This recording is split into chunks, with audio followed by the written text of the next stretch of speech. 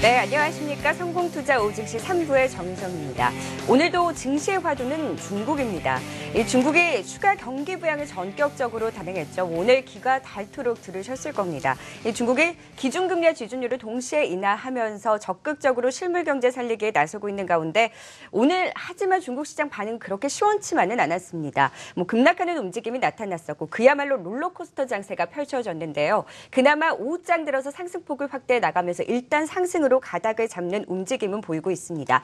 그래도 코스피 코스닥 양시장 모두 우리 시장은 오후장 들어서 더 상승폭을 확대하는 움직임이 나타났고요. 그나마 견조한 상승세를 이어나가고 있는 상황입니다. 코스피 시장 현재 시간 2.5% 강세입니다. 1890선까지 회복하면서 1893선에서의 움직임을 기록하고 있고요. 코스닥 시장은 더 상승 탄력적인 움직임이 나타나고 있습니다. 3.25% 강세를 기록하면서 660선을 회복하고 666선까지 올라와 있는 상황입니다.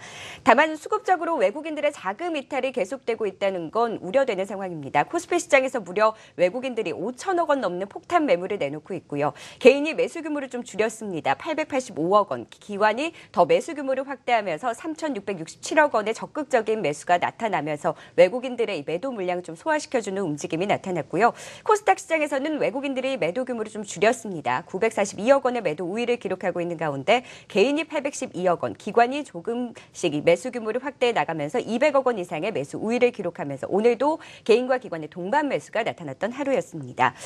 오늘 코스피 시가총액 상위 종목들 삼성전자를 제외하고는 그래도 전반적으로 흐름이 좋았습니다. 삼성전자가 1% 넘는 약세가 나타나면서 100만 원이 깨지는 것 아니냐라는 우려가 제기되기도 했고요. 현대차 그룹주들이 오늘도 상승 탄력적인 움직임을 기록하면서 2% 이상의 오름세를 기록했습니다. 삼성생명도 3.7%의 강세, 제일모직이 다시금 시총 10위권까지 올라와 있습니다. SK텔레콤도 상승 반전하면서 강보합권, 포스코가 3.9% 상승 탄력적인 움직임을 기록하면서 시총 15위권에 올라왔고요. 네이버는 계속해서 신저가를 경신하는 움직임이 나타났습니다. 오늘도 약보합권에서 마무리 지을 것으로 예상되고 있습니다. 코스닥 시가총액 상위 종목들도 살펴보시죠. 네, 셀트리온이 1.9% 강세로 계속해서 시총 1위권을 지키고 있습니다. CJENM이 오늘 8% 넘는 급등 양상이 나타나고 있고요. 로엔이 9%의 강세, 바이로메드도 상승 반전하면서 1.2%의 강세를 기록하고 있습니다. 오늘 게임주들도 시세가 좋았습니다. 컴투스가 5% 넘게 오르고 있고요. CJ홈쇼핑, GS홈쇼핑도 모두 4%, 2% 이상의 강세를 기록하면서 오늘 코스닥 시가총액 상위 종목들 전반적으로 상승하는 흐름이 두드러지게 나타났습니다. 네, 마감 상황 간략하게 정리해 드렸고요. 오늘 함께해 주실 두 분 모시도록 하겠습니다. NH투자증권 과천지점의 강성근 연구원, AR인베스트먼트 하창봉 대표와 함께합니다. 안녕하세요. 네, 먼저 코스피 동시효과 상황부터 살펴보도록 하겠습니다. 오늘 어떤 식으로 마무리될 것 같나요? 예, 코스피 지수는 지금 1891포인트로 1900포인트까지 좀 갔으면 좋겠는데 지금 거기까지는 좀 못 미치는 상황 나올 것 같고요. 최근 주도주가 없는 상황에서 낙폭 과대된 종목 위주의 접근 장세가 되었던 것 같습니다. 그래서 현대차, 기아차 등 원달러 약세 효과로 인한 그런 수혜주들이 좀 반등이 좋았고요. 코스믹스나 아모레퍼시픽 등 단기 낙폭과대로 화장품주들이 반등에 성공을 했고 또 한미사이언스, 한미약품, 녹십자홀딩스 등 지금 주가 하락을 했을 때 낙폭이 덜했던 종목들이 역시 상승 동력도 많이 컸었던 또 하루였고요. 최근 급락 장세에서 또 외국인 매도가 많았던 은행주, 신한지주나 하나금융지주, KB금융 같은 은행주들이 지속적인 하락세가 금일 동시효과 특징이 아닐까 생각이 듭니다. 네, 코스피 동시효과 상황 일단은 1900선은 터치하기는 힘들겠지만 그래도 전반적으로 상승 탄력적인 움직임이 나타났던 하루였고요. 이번에는 코스닥 시장 동시효과 상황도 살펴보도록 하겠습니다. 어제 폭등에 이어서 오늘도 추가 상승이 나타났는데 과연 종가 고가로 좀 마무리 질 수 있을까요? 네, 오늘 상당히 기분 좋은 코스닥 장세가 될 것 같습니다. 어저께 코스닥 지수가 대략 5%, 오늘도 한 3%가 추가 상승을 하면서 660선까지 올라가는 모습입니다. 오늘 전방위적으로 코스닥 쪽은 매수세가 좋았다 볼 수 있을 것 같습니다. 수급적으로는 장중에 외국인 매도가 900억 이상 나오면서 좀 부담이 됐습니다만 오히려 작은 기관의 매수 그리고 최근 일부 많은 낙폭 과대주의 쇼커버링이 나오면서 상당히 많은 기업들이 상승으로 좀 간다 볼 수 있을 것 같습니다. 시가총액 상위 종목을 보더라도 딱 메디톡스 한 종목만 마이너스고 나머지 대부분의 종목들이 좀 플러스로 마감하는 모습입니다. 오늘 동서 같은 경우도 오후장에 힘을 발휘하면서 45,000원대로 올라오는 모습이고 올 CJENM 같은 경우도 8%의 상승 그리고 대표적인 음원 관련주로서는 로엔 같은 경우도 10%의 상승을 한 것 같습니다. 전체적으로 코스닥 전방 위주로 오늘 보면 제약, 바이오, 모바일 게임, 일부 개별 재료고까지 한국경제신문이 3시 증시 마감을 알려드립니다.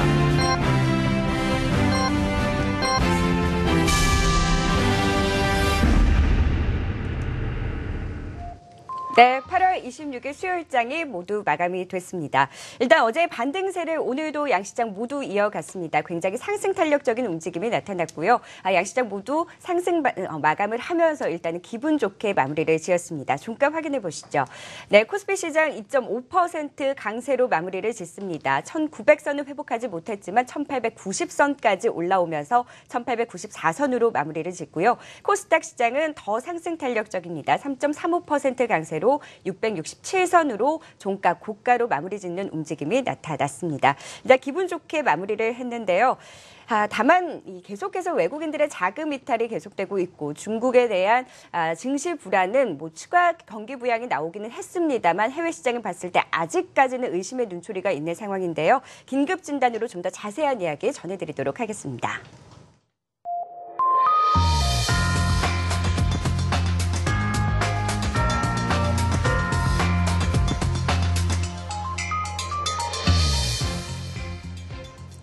네, 중국 시장이 해외 경제에 미치는 영향과 함께 앞으로 나아가야 할 방향에 대해서 이야기 좀 더 들어보도록 하겠습니다. 한양대학교 경영학부 임형록 교수 연결돼 있습니다. 안녕하세요. 안녕하세요. 네, 일단 그래도 중국 시장이 일단 상승으로 가닥을 잡은 것 같습니다. 중국 시장을 보면 계속해서 폭락하는 시장 좀 안정화시키기 위해서 전일 좀 추가 경기 부양에 대한 의지를 좀 확인을 할 수가 있었는데요. 그럼에도 불구하고 오늘 시장 좀 신뢰도가 많이 떨어진 것 아닌가라는 그 흐름을 좀 느끼게 했던 하루였습니다. 이 부분과 봤을 때 이 중국이 이번에 내놓은 경기 부양책이 과연 시장에 먹힐 수 있을지 여부가 좀 궁금한데요. 적절한 조치였다라고 보시나요? 경기 부양책이라고 말할 수는 없어요. 중국은 경기 부양을 그런 식으로 하지 않고요. 지금은 증시 하락을 막아두는 플랜 B라고 보시면 되겠습니다. 이게 네. 플랜 B라고 말씀드린 건 무슨 뜻이냐면은 중국에서 3일 연속 평가 절하를 하게 되죠.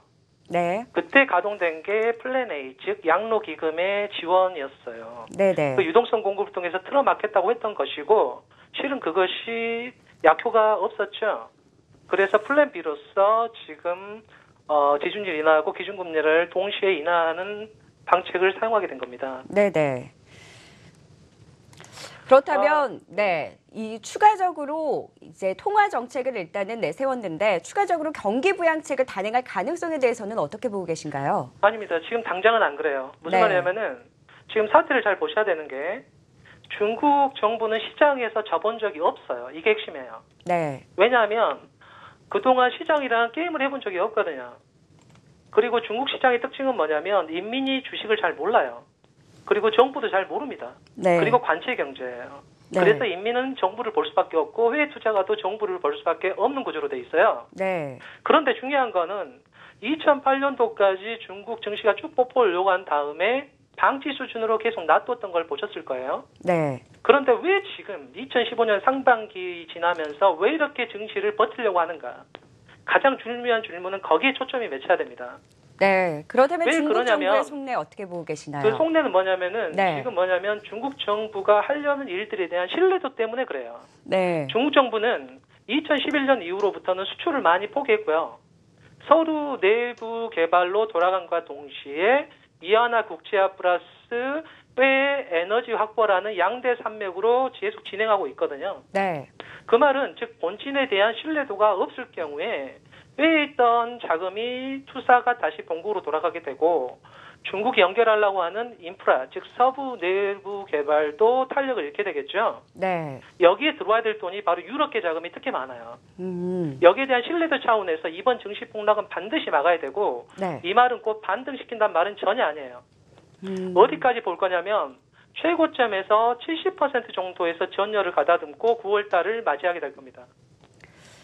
그러면 이번에 이 중국에서 어쨌든 기준금리, 지준율을 인하를 했는데 과연 개인의 비중이 큰 중국 시장에서 개인들의 투자 심리 좀 완화할 수 있을까라는 의문이 드는데 이 부분에 대해서는 어떤 의견 갖고 계신가요? 이거는 중국 정부가 버텨낼 거라고 믿어줘도 괜찮아요. 네.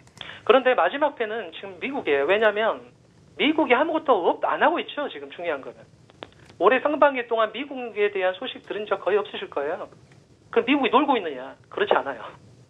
네. 결국은 미국이 패를 지는 상황으로 진행되고 있고 네네. 중국은 버텨야 되는 상황으로 진행되고 있어서 네. 중국이 조금 더 힘든 게 분명한 사실입니다. 다만 터닝 포인트가 나오진 않아요.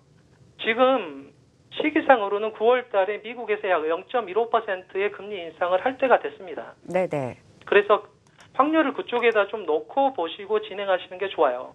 특히 이번 중국 조치에서 중요한 거는 뭐냐면 예금 금리 상한선을 철폐했다는 것이죠. 네. 그 말을 여차하면 예금 금리를 많이 주면서 외자 유치를 막을 수도 있다는 말하고 똑같아요. 네네. 왜냐하면 중국 정부는 한다면 합니다. 그냥.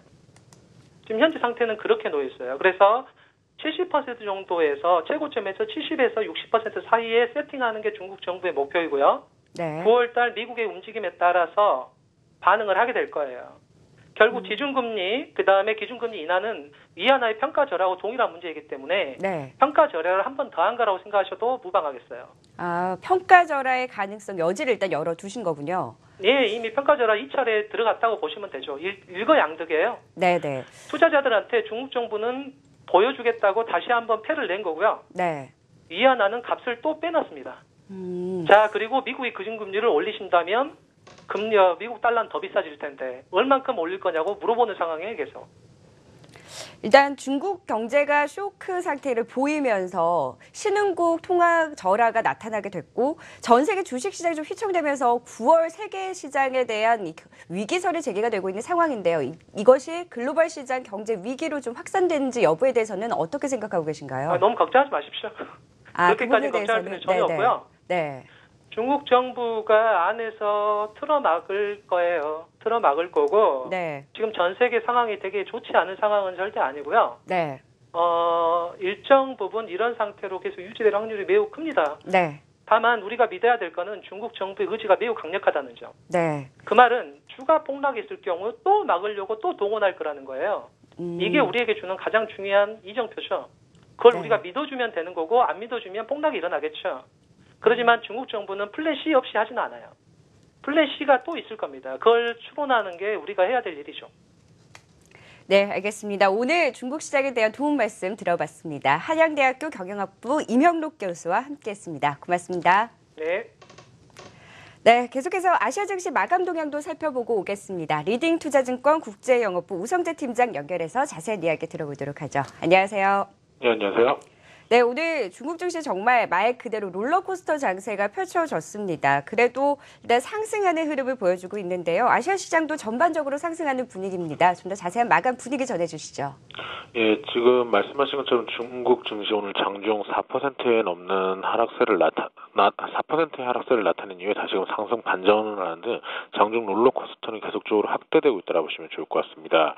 결국 시장에 대한 중국 정부에 대한 신뢰도가 크진 않은 모습을 보이면서 미증시 강한 상승으로 출발한 이후에 결국 약세로 장 마감하는 모습을 보였었는데요. 아시아 장 또한 장 초반 시장에서의 관망세가 커지면서 장중 중국 증시는 4%에 가까운 하락세를 나타내다가 다시금 상승 반전에 성공하는 모습을 보였었습니다. 결국 지금 중국에 대한 신뢰성에 대한 이야기가 꾸준히 나오고 있는 만큼 중국의 정책에 대한 부분들의 효과가 얼마나 갈지 여부는 좀 지켜보셔야 될 것 같은데요. 지금 최근 중국 증시가 낙폭이 가득했던 만큼 시장에서의 반발 매수의 유입 그리고 중국 정책에 대한 정책의 효과에 따라서 다시금 강한 상승세를 나타내는 모습을 보였지만 이러한 상승폭은 좀 제한적인 모습을 보이고 있습니다. 현재 상해 종합주가지수는 1.60% 상승한 3012.49포인트로 3000선에서의 강한 움직임을 지지를 해주는 모습을 보이고 있는데요. 결국 중국 정부가 예전에 이러한 정책을 내놨을 경우에 강한 흐름을 보였던 것과 상반되는 좀 모습을 보이고 있는 만큼 아직까지 중국 증시가 상승 반전에 성공하는 상승 추세로의 전환의 여부는 좀 지켜보시면서 접근하셔야 될 것 같습니다. 일본 증시 강한 흐름을 보이면서 장 마감했습니다. 일본 니케이 3.20% 상승한 18,376.83포인트의 장 움직임 보이면서 시장에서의 매수에 꾸준히 유입된 모습을 보여주었었는데요. 지금 엔 약세 기조가 꾸준히 나타나는 모습을 엔 혼조세를 나타내면서 시장에서의 움직임, 좀 관망세를 나타냈었지만 수출주를 중심으로 한 강한 매수세가 유입되면서 증시는 강한 상승세를 나타냈었습니다. 결국 중국발 훈풍에 대한 기대감 그리고 낙폭 과대에 따른 반발 매수세 유입세 속에서 3%에 넘는 상승 기조를 이끌었던 가운데 계속적인 상승 기조 이끌 수 있을지 여부 좀 확인하시면서 접근하셔야겠습니다. 네, 리딩 투자증권 우성재 팀장과 함께 아시아 증시 마감 동향까지 살펴봤습니다. 고맙습니다. 네, 이제 중국 시장 불안함은 여전하지만 우리 시장은 그래도 추가 상승을 이어왔던 하루였습니다. 다만 코스피 시장에서 외국인들이 15거래일 연속 매도에 나섰고 또 매도 규모도 커서 우려가 커져가고 있는 상황인데요. 오늘 수급적으로는 좀 어떤 종목들이 눈에 띄었었나요? 네, 지금 기관 수급을 순매수를 좀 집중적으로 보고 있는데요. 최근에 LG전자가 기관 순매수에 꾸준한 순매수에 힘입어서 금일 6%대 강한 상승을 보여줬습니다. 최근 지수 하락에서 저평가주나 낙폭과대주에 되게 관심이 많아진 상황인데요. 이 LG전자도 좀 가전 부분 이익 증가, 시장 예상치를 웃돌고 있다는 전망에 오늘 또 강한 모습 보여줬고요. 이 북미 지역의 가전 판매 비중이 이 원달러 가격 상승으로 인해서 마진율의 개선에 좀 기여를 하고 있고요. 이 고전을 면하지 못했던 MC 사업부 스마트폰 가격 인하로 대응을 하면서 이 시장 점유율 지키기에 힘을 쓰고 있습니다. 또한 이 백색 가전 중에서 LG전자가 좀 세계 최초로 개발한 이 상단 드럼 세탁기에 하단 통돌이 세탁기를 결합한 이 제품이 7월 말 출시가 됐는데 이제 그 상품이 선풍적인 인기를 끌고 있어서 LG전자의 차후에 캐시카우 역할을 할 것으로 예상을 하고 있고요. 이 주도주가 또 없는 시장에서 원달러 환율 1,200원 계속 근접을 하고 있는데 이 환율 수혜주로서 현대자동차 기아자동차 같이 보고 있습니다. 그래서 자동차 업종도 오늘 지수 대비해서는 많이 상승은 못했지만 그래도 양봉 만들어냈고요. 이 중국에서 8월 초에 단행을 했던 이 가격 인하 조치로 인해서 이 가동률이 좀 회복이 되고 있는 상황이고요. 이 우려했던 중국 수익성 부분도 이 최악의 수준은 아닌 것으로 좀 판단이 되고 있습니다. 이 과거의 분석에 좀 따르면은 원달러 환율이 이제 10% 이상 상승을 할 경우에 이 현대 기아차 순이익이 각각 7%, 10% 증가하는 효과가 있었습니다. 그래서 특히 지금 엔달러도 좀 급락을 하고 있는 상황에서 일본 업체들의 경쟁력이 좀 약해지는 상황. 그래서 지금 원화 약세까지 감안을 한다면은 이 환율에 의한 실제적인 이익 증가분은 현대자동차나 기아자동차 수혜를 많이 볼 것으로 예상이 되고요. 이 현대자동차의 또 베스트 셀링카죠. 아반떼가 또 9월 초에 출시 예정을 하고 있습니다. 그래서 8월 초부터 기관들도 계속 꾸준히 순매수 들어오고 있는 종목에서는 지금 눈여겨보심이 좋으실 거라고 생각이 듭니다. 네, 역시나 오늘 현대차 그룹주들의 상승세가 눈에 띄었고요. 계속해서 좀 좋지 않은 흐름을 보였던 LG전자가 오늘 좀 큰 폭의 반등이 눈에 띄었던 하루였습니다. 자, 이번에는 외환시장 마감 동향 살펴보고 오겠습니다. KR투자연구소 서상영 이사 연결돼 있습니다. 안녕하세요. 네, 안녕하십니까. 네, 중국이 경기 부양책 소식을 내놓으면서 일단 원달러 환율이 오늘은 하락하는 움직임을 보였는데요. 좀 더 자세한 마감 분위기 전해주시죠. 일단 달러원 환율 자체는 코스피 상승으로 이제 하락을 했고요. 전일 글로벌 시장에서 중국의 기준금리와 지급준비율 인하 소식 때문에 달러화가 좀 강세를 보이고 유로화가 약세를 보였습니다. 중국의 정책으로 인해서 신흥국 환율이 좀 강세를 들어왔으면서 안정을 찾는 모습이었고요. 다만 이제 장후반에 미국의 의회 예산국에서 올해 미국 GDP 성장률을 2.0% 하향 조정했다는 소식 때문에 달러화 강세폭이 좀 제한된 모습이었습니다. 이로 인해 한때 1,180원을 하회하기도 했던 달러원 NDF 환율이 다시 상승을 했습니다. 그로 인해서 오늘 서울한시에서는 달러원 환율은 1,192원에서 시작을 했고요. 중국의 증시 부양책으로 인해서 상해 종합지수가 상승 출발을 할 것으로 예상을 하면서 코스피도 상승세를 좀 이어갔습니다. 그러자 달러원 환율 같은 경우는 롱스탑 물량이 나오면서 1,190원을 하회하는 하락세를 보였습니다. 여기에 중국발 경기 우려감이 완화되면서 위험자산 선호 심리가 작용했고요. 엔화가 약세를 보이고 달러화는 약세폭을 좀 축소하는 모습을 좀 보였고요. 여기에 신흥국 환율인 남아공 란드화나 터키 리라화 등 일부 신흥국 환율 같은 경우도 강세를 보이면서 전반적인 시장이 안정을 찾는 모습이었습니다. 결국 달러원 환율은 중국의 경기 부양책으로 인한 우려감 완화로 코스피가 상승을 했고 이로 인해서 전일 대비 9.4만 하락한 1,186원으로 마감을 했습니다. 한편 엔화가 좀 약세를 보이면서 119.7엔 정도를 보이고 있는데 달러 환율의 하락폭이 좀 더 큰 모습을 보이면서 엔원 환율 같은 경우는 현재 990원 내외에서 움직이고 있는 상태입니다. 네, 외환시장 마감 동향까지 살펴봤습니다. KR투자연구소 서상영 이사와 함께했습니다. 고맙습니다. 네, 감사합니다. 네, 이번에는 코스닥 시장 수급 특징주도 확인해 보도록 하겠습니다. 오늘 코스닥 시장에서는 그래도 2시 넘어서 외국인들이 좀 매도 규모를 그나마 줄여줬는데요. 기관 중 관망세가 짙게 나타났고 개인들이 오늘도 좀 저가 매수에 나선 움직임이었습니다. 어떤 종목들 흐름이 좀 눈에 띄었었나요?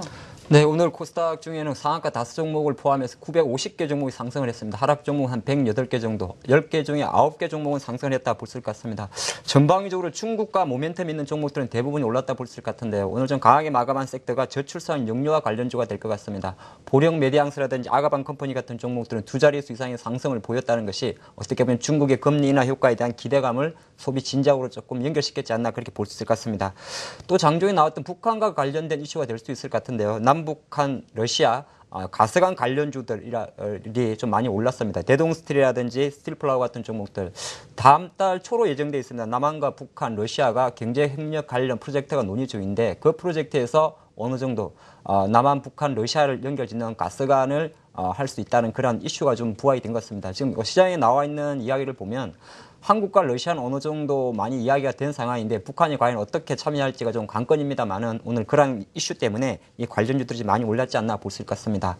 모바일 게임주도 오랜만에 좀 많이 오른 것 같은데요. 일단 모바일 게임주 중에서 딱 두 종목은 내렸습니다. 최근에 나홀로 급등을 했던 위메이드라든지 액토리소프트는 내렸습니다만은 상대적으로 컴투스를 대장으로 해서 조이시트라든지 넥슨GT 같은 종목이 올랐는데 컴투스는 상승폭은 조금 덜했습니다만 모바일 게임즈의 좀 특징을 보여주고 있습니다. 컴투스가 지금까지 고공주가 고공행진을 보여온 가장 결정적인 1위 게임 서머너즈 워의 후속작이 준비되고 있다는 그런 이슈가 있다 보니까 오늘 전체적으로 모바일 게임즈의 강세도 좀 이끌었다 볼 수 있을 것 같고요.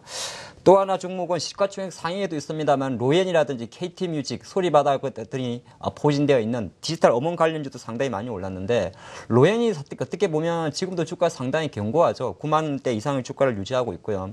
2분기 실적에서 한 18.4%의 영업이익률을 보였는데 사실 약간은 생각보다 잘 나온 겁니다. 왜 그러냐면 지난해 하반기부터 비트뮤직이라든지 밀크뮤직이라든지 무료 스트리밍 서비스가 많이 좀 부각되면서 로엔 같은 유료 이 음원 업체들이 힘들지 않을까 했습니다만 오히려 그것이 시장의 파이를 키우는 역할을 하다 보니까 로엔 같은 종목들이 상당히 좋았다 볼 수 있을 것 같습니다. 또 마지막으로 좀 오른 종목은 반도체 관련주가 될 것 같아요. 반도체 관련주는 어저께 SK 하이닉스의 46조 원 투자 계획 때문에 일부 관련주들이 많이 올랐었는데 오늘 같은 경우도 어느 정도 어제의 상승세를 조금 이어갔던 모습입니다. 전방위적으로 다 오른 것 같지는 않고요. 오늘 기관들이 제법 많이 들어왔던 ISC라든지 KC텍, 심텍, 리노공 이런 종목들이 각각 두 자릿수 또는 한 자릿수 이상의 상승을 보였다 볼 수가 있겠습니다. 네, 코스닥 수급 특징주까지 살펴봤습니다. 역시나 중국 소비 관련주 가운데 유아용품 관련주들의 상승세가 눈에 띄었고요. 게임주들도 오늘 큰 폭의 오름세를 기록했었던 하루였습니다. 자, 이번에는 선물시장 마감 동향도 살펴보도록 하겠습니다. 선물시장도 마감이 됐는데요. SK증권 서초센터 정광욱 부장 연결해서 자세한 마감 동향 들어보도록 하겠습니다. 안녕하세요. 예, 안녕하십니까. 네, 자세한 마감 분위기 전해주시죠. 예, 오늘 코스피 200 선물지수는 모처럼 큰 폭으로 상승했습니다. 현재 코스피 200 선물지수는 226.95로 전일 대비 3.90포인트 상승해서 마감했습니다. 오전만 해도 전일 미국 시장이 불안한 모습으로 마감했고 중국 시장 역시 오락가락하는 가운데 외인이 현물 매도를 지속하고 있어서 지수가 조정을 받지 않을까 하는 걱정도 있었지만 오후 들어 기관과 연기금의 매수세가 받쳐주면서 시장은 반등에 성공한 모습입니다. 내일의 선물옵션 전략을 말씀드리겠습니다. 차트적 관점에서 보면 단기간 낙폭이 매우 커서 그에 따른 반발 매수세로 인해 기술적 반등을 보이고 있습니다. 이번 주 21선 기준으로 선물지수 233 부근까지는 반등할 것으로 보입니다. 다만 과거에도 과매도 국면에서 반등을 하면 21선까지 반등하다가 재차 하락하는 패턴이 많아서 반등 시에는 오히려 물량을 줄이고 관망해야겠습니다. 여전히 변동성 장세는 진행 중이며 시장이 안정되려면 최소 1개월에서 3개월 정도의 시간이 더 필요합니다. 이상 선물옵션 마감 시황이었습니다. 네, SK증권 서초센터 정광욱 부장과 함께 선물시장 마감 동향까지 살펴봤습니다.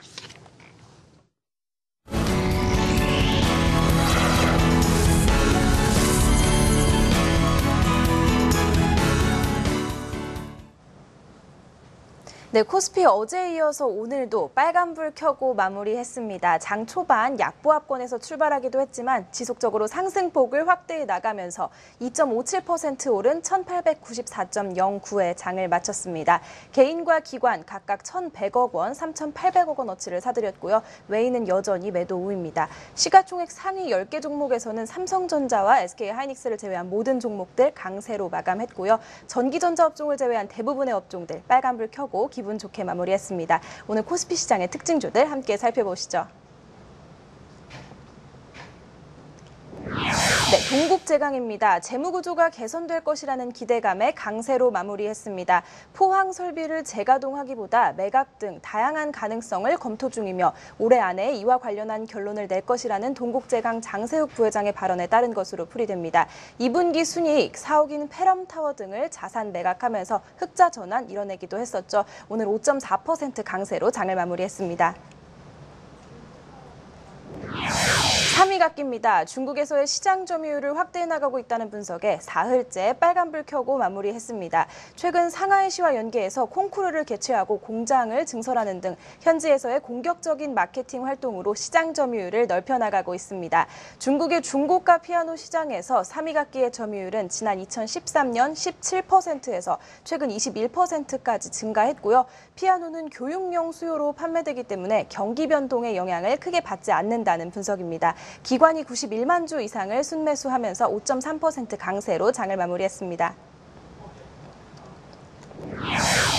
한국전력입니다. 외인과 기관의 동반 매수세에 장중 5만 원 선을 넘어서기도 했습니다. 원유 수입 가격이 하락하면서 하반기에 실적 개선이 전망된다는 증권사 분석이고요. 유가 하락 수혜주들 중 하나로 투자자들의 관심을 받고 있습니다. 어제를 제외하고 지난 6거래일간 기관에 아주 강한 매수세가 유입됐고요. 지난 2분기 영업이익은 지난해 같은 기간 대비해서 151%가량 증가하면서 2조 원 넘는 호실적 기록했습니다.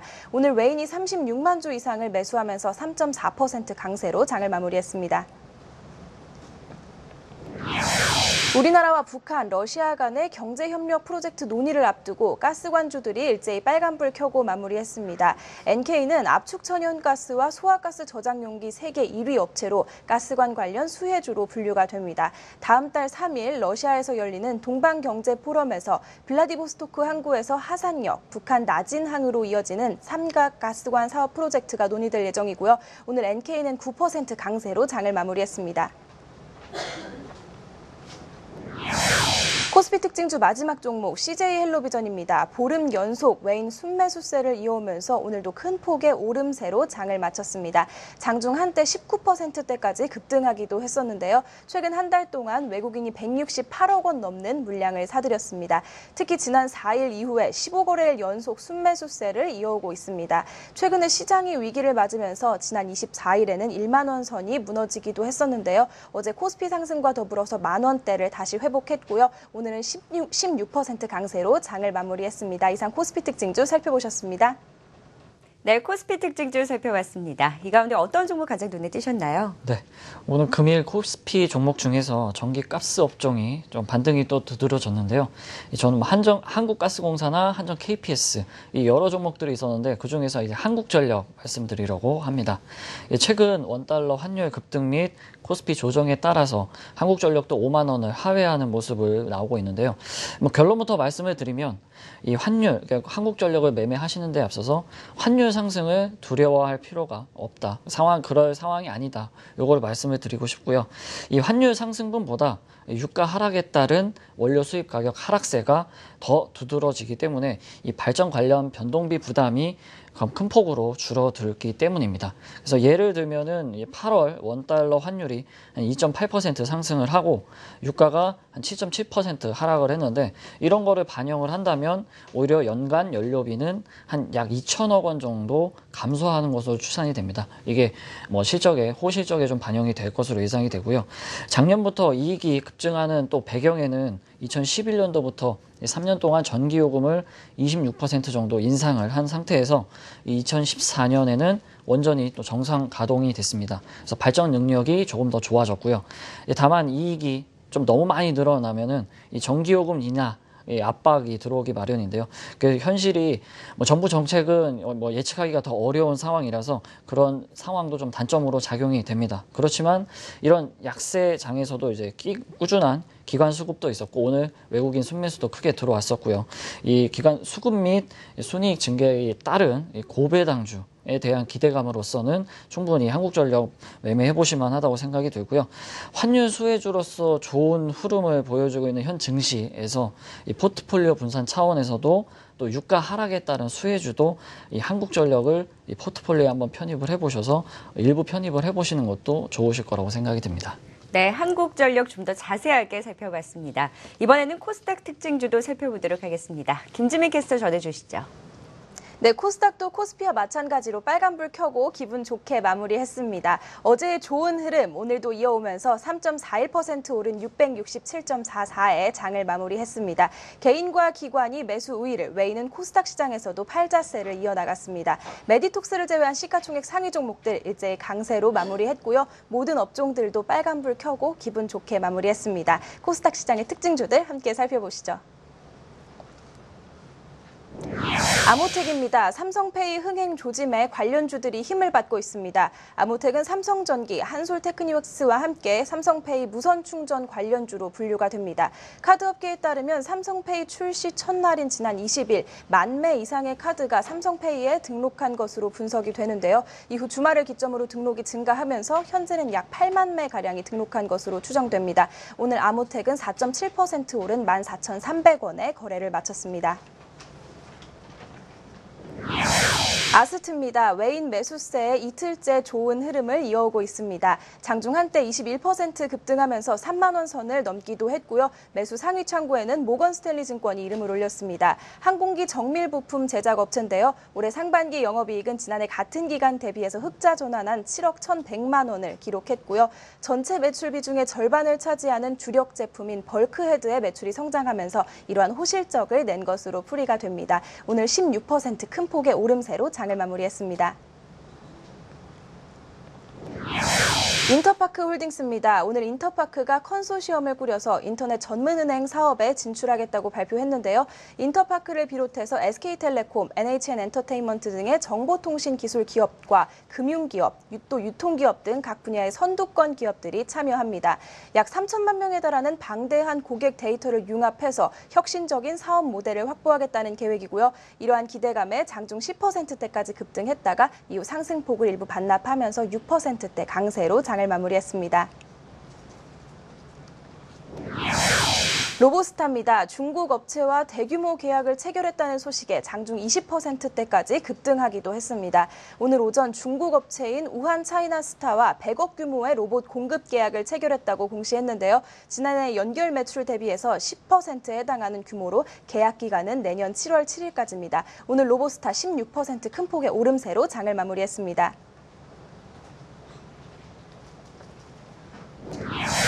네, 오늘 코스닥 특징주 마지막 유아용품 관련주들입니다. 중국의 경기부양책이 발표가 되면서 일제히 빨간불을 켜고 마무리했습니다. 어제 중국인민은행이 기준금리를 4.6%로 0.25%포인트 인하했습니다. 작년 11월 이후에 5번째 금리 인하인데요. 이러한 중국 정부의 부양책이 소비 활성화에 긍정적인 영향을 미칠 거라는 기대감이 반영된 것으로 풀이가 됩니다. 오늘 유아용품 관련주들 일제히 빨간불 켜고 강세로 마무리했습니다. 이상 코스닥 특징주 살펴보셨습니다.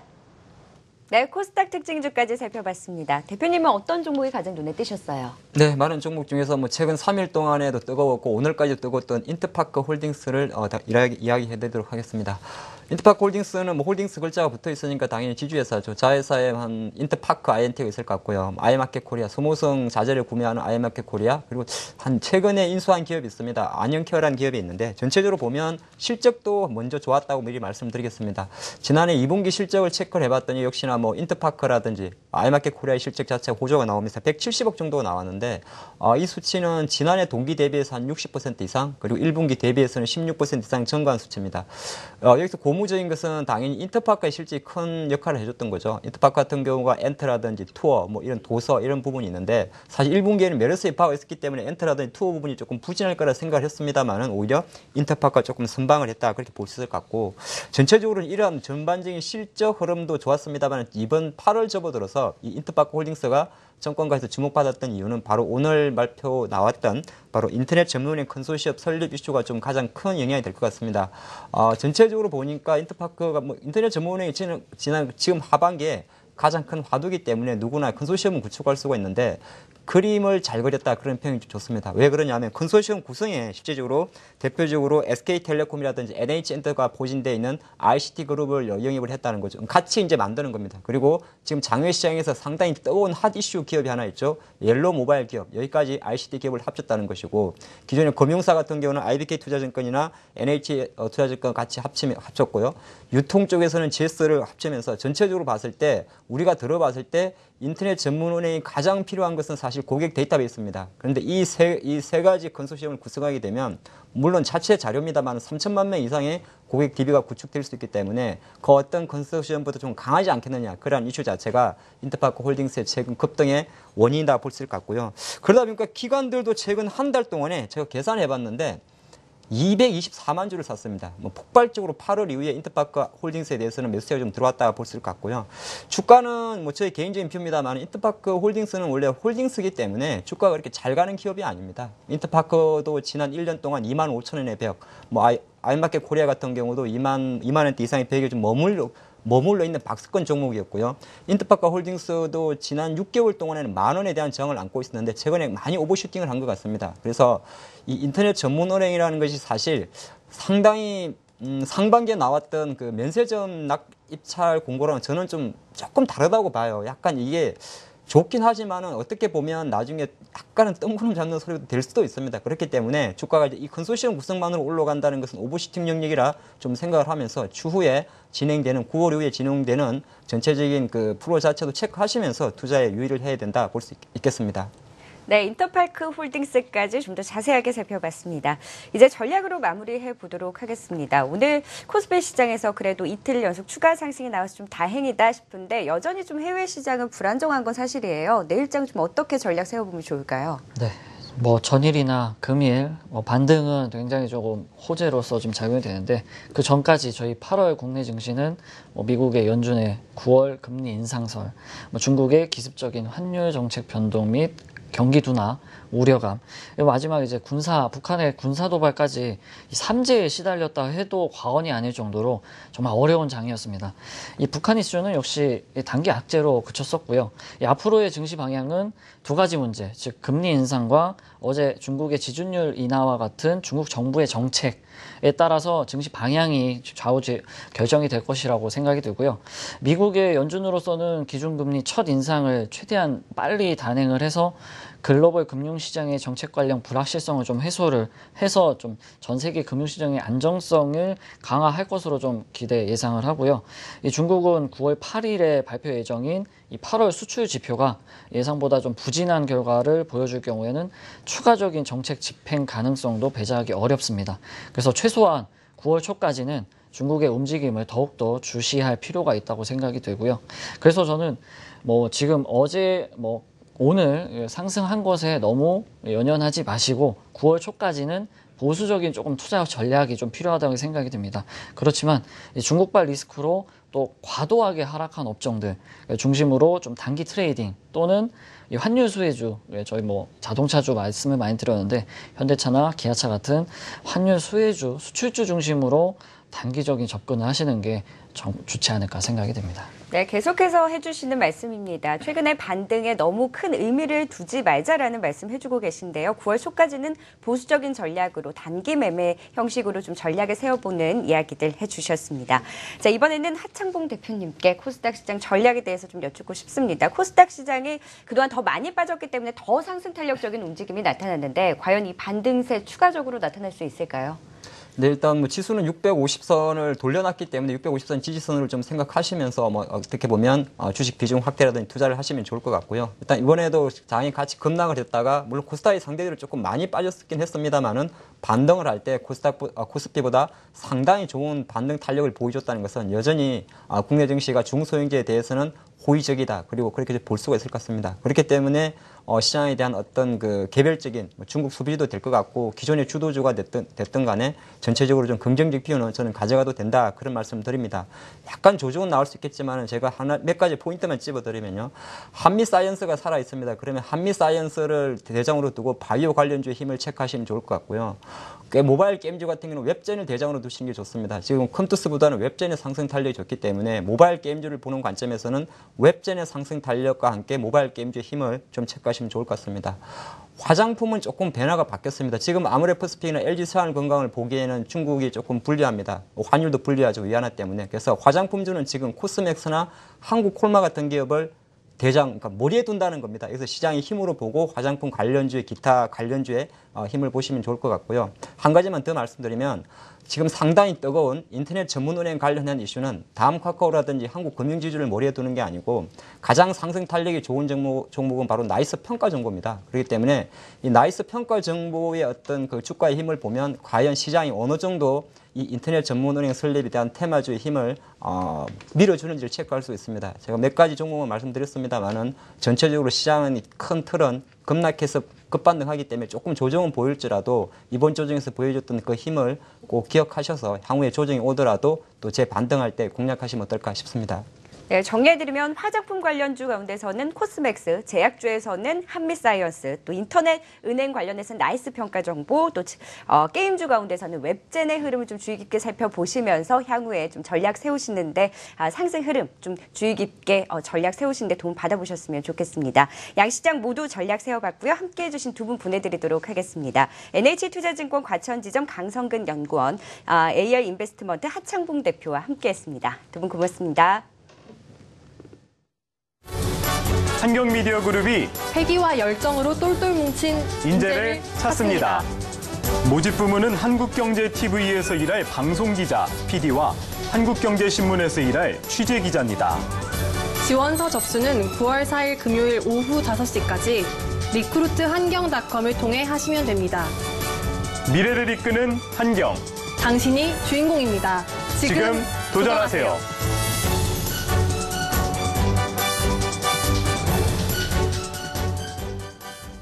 네, 내일장 전략에 대한 3인의 의견 들어보도록 하겠습니다. 전문가들은 어떤 의견인지 화면으로 보시죠.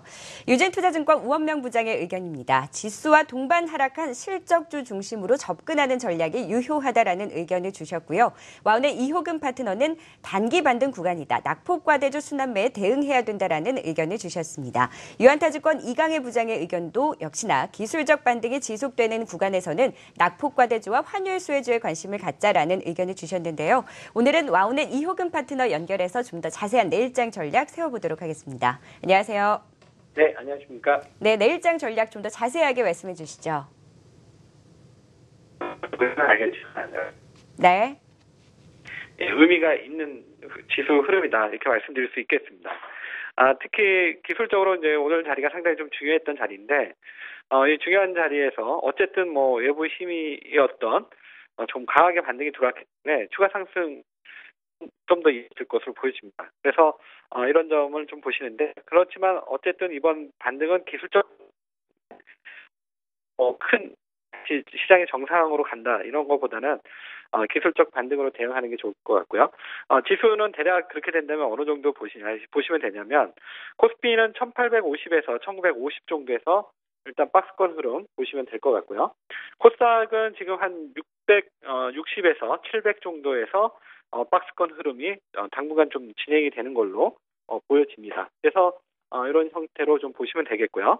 그다음에 이제 제약바이오나 이제 화장품 쪽은 좀 더 이제 반등 흐름이 좀 더 이어질 걸로 보여지는데 일단은 이제 지난번 좀 심하게 물려셨던 분들은 이번 반등을 이용해서 일단 한 번 정도는 현금화하는 전략이 좋을 것 같습니다. 그러면 앞으로 이제 종목들은 어느 쪽 종목들을 좀 관심 있게 봐야 되느냐? 일단 한율이나 한율 강세에 따른 이제 수혜주라든가 이제 10월 1일이 되면 이제 배당, 그다음에 이제 최근에 올랐던 종목들이 성장주였기 때문에 지금은 이제 오히려 저 PER주, 가치주 이런 쪽에 관심을 갖는 이런 전략이 좋을 것 같고요. 일단 아직까지는 이제 그 납폭과대주가 좀 더 반등 흐름이 있기 때문에 이 부분에 좀 관심을 갖는 전략 말씀드리겠습니다. 이상입니다. 네. 와운의 이호금 파트너와 함께 내일장 전략까지 세워봤습니다. 고맙습니다. 감사합니다. 네, 그럼 계속해서 김동엽의 스토리텔링 투자 이어가도록 하겠습니다. 베테랑 전략가들과 함께 매일 포트폴리오를 구성해서 그 수익률 살펴보는 시간인데요. SK증권 안산지점 김동엽 부장 전화로 연결해서 자세한 이야기 들어보도록 하겠습니다. 안녕하세요. 네, 안녕하세요. 네, 오늘의 시장이 또 반등을 해주다 보니까 포트폴리오에 편입된 종목들도 좀 낙폭을 줄여가는 움직임을 보이고 있습니다. 보유 종목 하나하나 좀 살펴보도록 할까요? 네, 그동안 좀 시장이 좀 문제였다고 좀 판단이 되고 있는데 그저께보다도 거의 뭐 10% 가까운 그런 수익률의 개선 효과가 좀 있었던 것 같습니다. 세 종목 간단하게 좀 말씀을 먼저 좀 드려보면요. CJ E&M 같은 경우는 편입가 9만 원에 목표가를 12만 원 정도로 보고 있었는데 낙폭이 한 2만 원 가까이 이제 있다가 이번 주 들어서 최근에 좀 많이 회복이 되면서 수익률이 마이너스 5% 정도 수준까지 좀 회복이 돼서 85,200원에 오늘 종가가 마감이 됐는데요. 계속 말씀을 드리고 있습니다만 종합적인 엔터테인먼트라든가 미디어 쪽에 가장 그 넘버원의 그 회사라고 볼 수가 있겠고 2분기 실적이 굉장히 좋았고 또 하반기에 그 정부의 정책 기조 중에 하나인 문화융성과 가장 적합성이 높은 종목이다라는 측면에서 그림에서 나오듯이 그 5가지 어떤 가치 기준에 가장 부합하는 그 적합도가 높은 종목이다라고 해서 스토리가 얘기가 되는 종목이다라고 해서 이제 설정을 해본 것이고요. 지금 현재 그 가격 수준이 바로 제가 편입가인 9만 원을 바로 상회하기는 조금 버겁지 않을까 생각이 듭니다만 조금 중장기적인 그 투자 전략을 하시기에는 굉장히 무리가 없는 그런 기업 가치를 갖고 있다라고 말씀을 드릴 수 있을 것 같고요. 현재 가격대에서는 여전히 보유 전략 그리고 살짝 뭐 이틀 강한 반등에 따른 밀림이 이번 주 후반에 조금 나온다고 하면 8만 한 2,000원대 3,000원대에서 새롭게 들어가 보셔도 좋은 그런 가격대다라고 말씀드릴 수가 있을 것 같습니다. 네, CJ에는 오늘 8% 넘는 급등 양상이 나타났습니다. 역시나 시장이 반등해주다 보니까 굉장히 상승 탄력적으로 반등해주는 움직임이 나타났고요. 재차 밀림이 있다면 82,000원 선에서 다시금 재진입해도 좋다라는 말씀까지 해주셨습니다. 이번에는 강원랜드도 좀 더 자세하게 살펴볼까요? 네, 강원랜드는 지금 편입가랑 뭐 크게 차이가 없는 한 1% 내외의 어떤 수익률 변동성을 좀 보여주고 있는데요. 일단 뭐 실적이 굉장히 안정적이기 때문에 말씀을 드렸고 지금 장세가 어떤 성장형 섹터에 대한 그 조정이 최근까지 많이 이루어진 상태이기 때문에 어떤 가치주 측면에 실적이 담보되는 종목을 하나쯤 편입을 해서 어떤 평가액이 크게 훼손되는 걸 좀 방지해보고자 하는 그런 취지에서 말씀을 드렸던 거고요. 3분기라든가 하반기에도 실적은 변함없이 꾸준하게 잘 나올 수 있는 기업이라고 생각을 해봅니다. 편입가는 43,800원이었죠. 오늘 종가가 43,200원인데요. 목표가 55,000원까지 꾸준하게 조금 느릿하지만 진행이 될 수 있는 기업이라고 생각이 되기 때문에 역시 현 가격대에서 보유하시는 것도 좋고요.